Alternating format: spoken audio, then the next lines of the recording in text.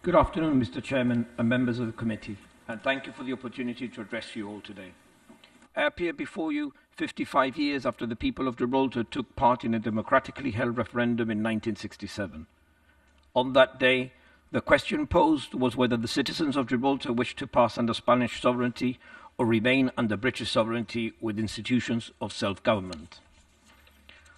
Of the 12,237 persons who voted, nearly 75% of the then population, only 44 persons voted in favor of the Spanish option.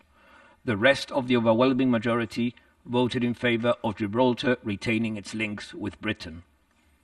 The people who made that decision did so in full knowledge of the consequences it might bring, and unfortunately they were proved right.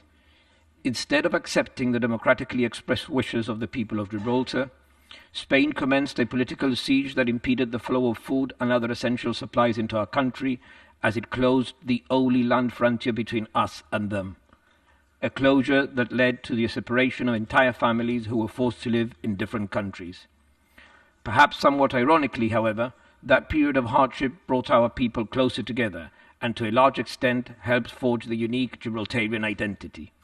At the very heart of that identity, of our way of being, is a steadfast and unwavering desire to decide our own future. We do not wish unnecessary confrontation with anyone. We do not seek to cause issues where there are none, but we will never, ever cease in our fight for self-determination. Now, we are under no illusions of who we are. We are acutely aware of where we stand in the global stage. But is it not the preamble to the Charter of the United Nations which seeks to affirm the equal rights of nations large and small? Is it not the United Nations that has stated several times that all non-self-governing territories have the right to self-determination? Consequently, however small Gibraltar might be, is it not the duty of this committee to deal with the issue of Gibraltar in a meaningful and direct manner? After all, we are more than 30 years into the so-called last decade of decolonization, proclaimed by the United Nations. Yet, as far as Gibraltar is concerned, the committee has done almost nothing to deal with the issue. His Majesty's Government of Gibraltar and my own organization have repeatedly asked this committee what else Gibraltar needs to do in order to meet the United Nations criteria for removal from the list of colonies. Yet, you have not even deigned to acknowledge our question, much less provide an answer. If you do not know the answer, perhaps it is because you do not know Gibraltar well enough, because you do not know of the level of self-government that we enjoy, or simply because you have not seen how much we have progressed from when Gibraltar was first discussed before this committee. I believe that Gibraltar has done enough for it to be removed from the United Nations list of colonies, but do not take my word for it. Form your own opinion about Gibraltar and establish the answers to your own questions by sending a visiting mission.